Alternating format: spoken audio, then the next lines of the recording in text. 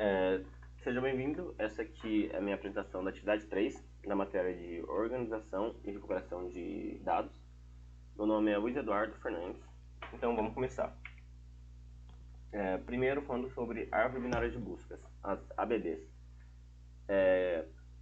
A árvore binária de busca, primeiramente começando pelo binário, né? O termo binário define que essa árvore ela vai ter, cada nó vai ter no máximo 2 filhos, ou seja, pode ter nenhum, pode ter um, pode ter 2. E como tem apenas 2 filhos, né, a gente sempre trata como o filho da direita e o filho da esquerda.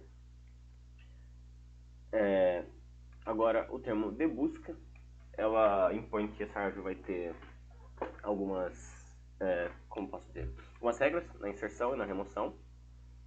A gente pode observar essas regras aqui embaixo.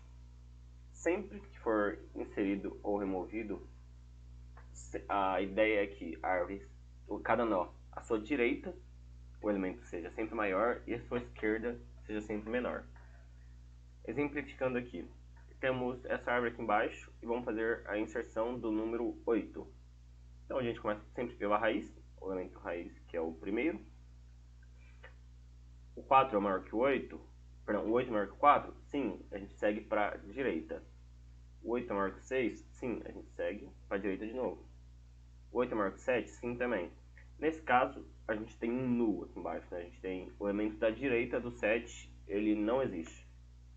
Então, aqui embaixo, a gente teria colocado o elemento 8. Assim foi feito a inserção, sempre respeitando essas regras. Para a direita é o número maior, para a esquerda é o número menor. Isso facilita, não só facilita, né? Isso possibilita a gente recuperar qualquer dado. Se a gente tem o seu valor, a gente sabe o caminho a ser tomado. Para a remoção, a gente tem 3 casos. Os 2 primeiros são simples. Por exemplo, se fôssemos remover o número 7, ele não tem nenhum dos 2 filhos. Então a gente pode simplesmente removê-lo aqui. O segundo caso é quando tem pelo menos um filho. Não temos essa árvore, mas vamos supor que aqui tivesse aquele 8. Vamos remover o 7. Agora ele tem um filho aqui. Nesse caso, a gente pega o antecessor do que vai ser removido, ou seja, o 6, o pai. A gente pega esse ponteiro, né, essa ligação que existe aqui, tira ela daqui e liga diretamente com o 8. E então a gente pode remover esse 7. Aí dessa forma, a árvore continua de busca, né, continua seguindo as regras. Sempre para a direita menor, para a esquerda maior. Já, agora, o último caso é quando a árvore tem os 2 filhos. Nesse caso, a gente vai fazer a substituição do nó que a gente quer. A gente pega o dado dele, muda para o menor entre os maiores ou o maior entre os menores, então remove o dado, esse último nó. Exemplificando aqui, removeu o 4, seguindo entre o maior entre os maiores, a gente pode simplesmente uma vez para a esquerda e o máximo para a direita. Então nesse caso, o maior entre os menores é o 3. A gente simplesmente passaria o 3 para cá, isso aqui viraria um 3, e a gente removeria esse nó. Se fosse o contrário, a gente iria para a direita e depois tudo para a esquerda. Então, a mesma coisa com o 5. Adiantando, as árvores rubro-negras, elas são umas árvores binárias de busca balanceadas, ou seja, ela tenta manter a altura das árvores desse jeito aqui, o mais perfeito possível. Para a direita e para a esquerda tem o mesmo número de filhos, o mesmo número de nós. Por quê? Porque isso melhora o desempenho da busca. Quando você vai buscar um dado, se a árvore é balanceada, você chega nele mais rápido. Porque, simplesmente, se para a direita tivesse 1000 nós, para a esquerda tivesse 10. Quando você fosse para a direita, ia demorar muito mais. Então, seguindo aqui na árvore rubro-negra, é uma árvore balanceada. As propriedades são, cada nó vai ser preto ou vermelho, sempre mantendo isso. A raiz sempre é preta. Os elementos null, ou seja, os elementos folha, vão ser da cor preta também. E a propriedade que mantém o balanceamento, né, que é muito importante, é todo nó vermelho terá filhos pretos. Então nunca vão ver nós vermelhos consecutivos. E para manter o balanceamento, o cálculo feito é, a gente pega um nó qualquer, por exemplo, um nó que sofreu alteração ou o que seja, e a partir dali a gente toma todos os caminhos até as folhas e vai contando os nós pretos.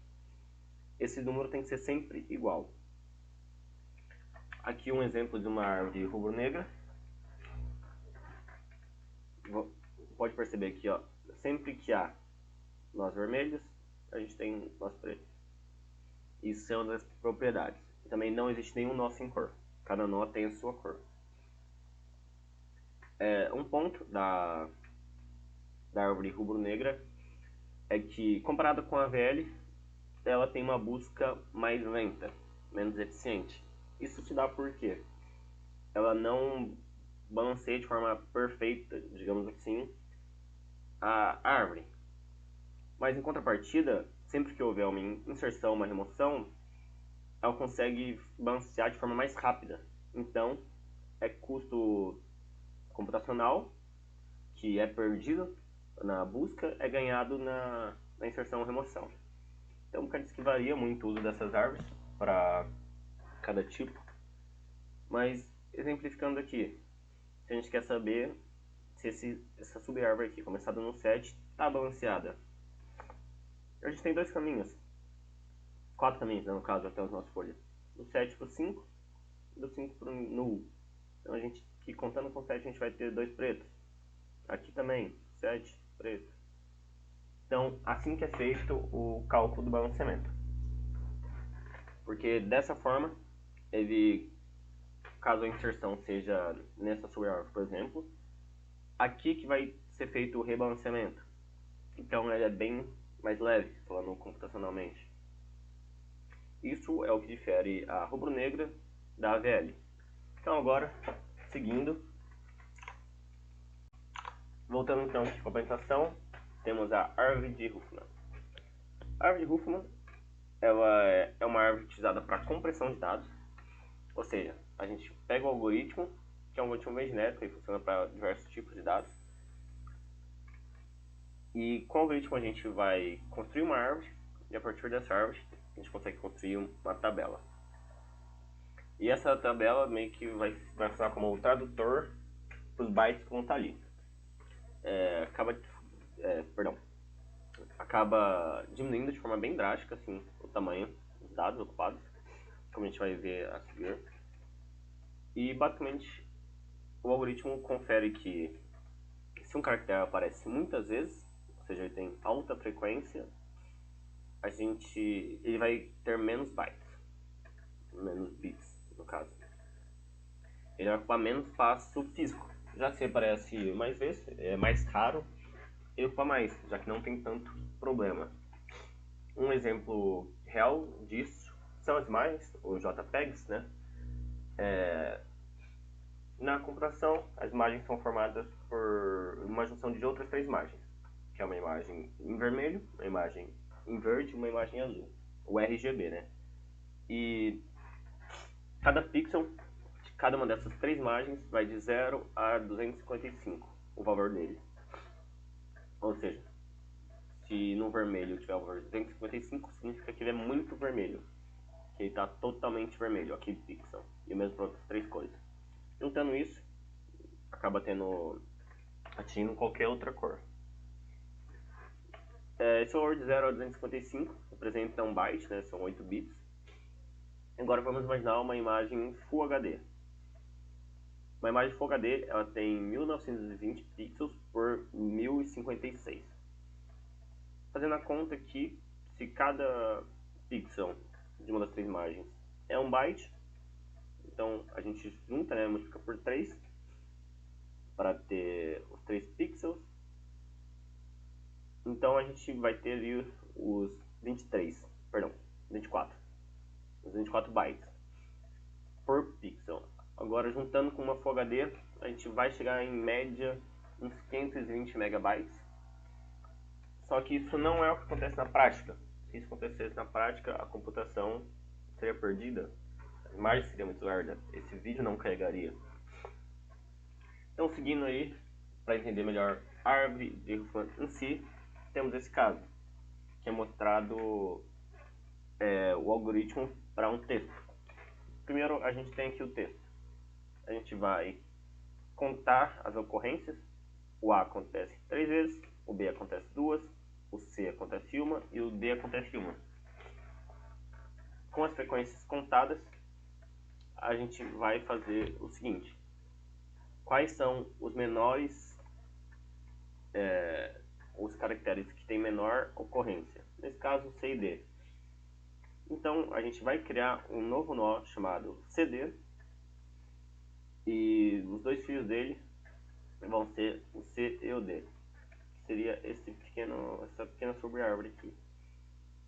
Então, imagina que agora a gente vai ter o A com 3, o B com 2 e o CD com 2, já que ele se somou, né? Essas duas linhas vão se juntar. Então, tendo essas novas 3 linhas, a gente vai fazer a mesma coisa. O A vai continuar com 3, o B vai ter 2, e o nosso CD também vai ter 2. Então, os dois de menos ocorrência agora vão ser o B e o CD. Então, a gente faz a mesma coisa.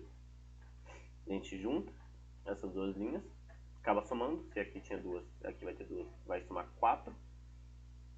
E um dos filhos vai ser o B, já que ele já estava sozinho, né? E o CD, que já estavam juntos. Aí, por fim, a gente só vai ter uma linha do A e outra linha do BCD. Então, a gente acaba juntando essas duas linhas, somando, né? Chegamos aqui em 7 e essa linha. Então, aqui vai ter o algoritmo A aqui embaixo. Perdão, o nó A aqui embaixo, para a esquerda. Nesse caso, lembrando, é uma árvore binária de busca. Então, o A vai ficar aqui para a esquerda. E a gente vai conseguir obter o seguinte, com essa árvore aqui, né? A gente vai ter o seguinte caso. Sempre que a gente quiser, a gente vai querer agora chegar nos caracteres. Chegar qual é a identificação do caractere. Sendo que a gente tem o caractere A, o caractere B, o C e o D. E agora é criado a árvore de busca binária, basicamente. Para a esquerda é menor, a gente coloca 1, 0. E para a direita é maior, a gente coloca 1.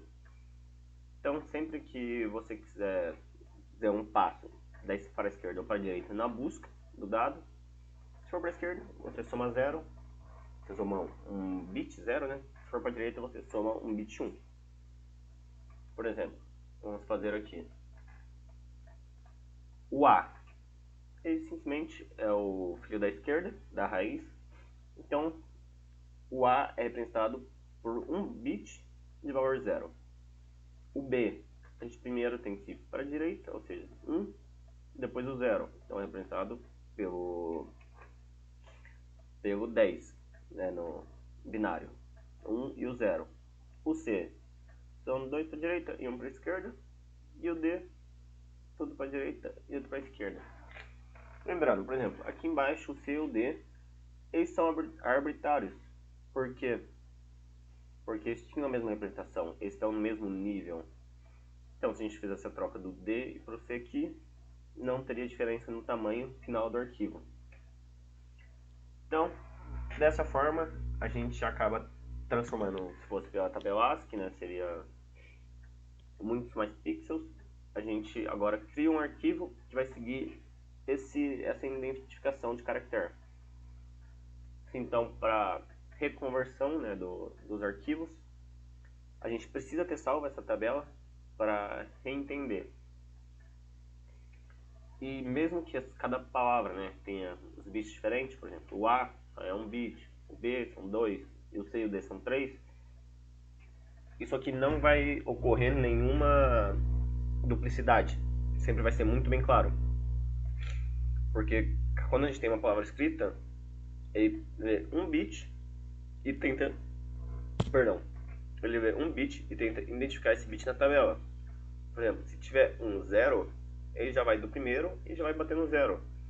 Se tiver 1, ele vai ler. Tem 1. Ah, não, beleza. Então não é o A, pode ser o B, o C e o D. Então ele vai continuar. Se tiver 1 e depois um 0, já sabe que é aqui. Então não tem essa duplicidade. E esse algoritmo, né, essa árvore criada, acaba compactando muitos dados e fazendo possível que esses dados ocupem um espaço muito pequeno. Basicamente, pode-se dizer, né, que ela pega tudo que não é usado. Por exemplo, se a gente fosse usar a tabela ASCII para esse tipo de texto, não faria muito sentido, já que tem vários caracteres que a gente não usa. Então, ela pega só os próprios dados que estão ali e faz essa conversão. Então é isso, muito obrigado. Esse foi a minha apresentação de 3 da matéria de organização e exploração de dados.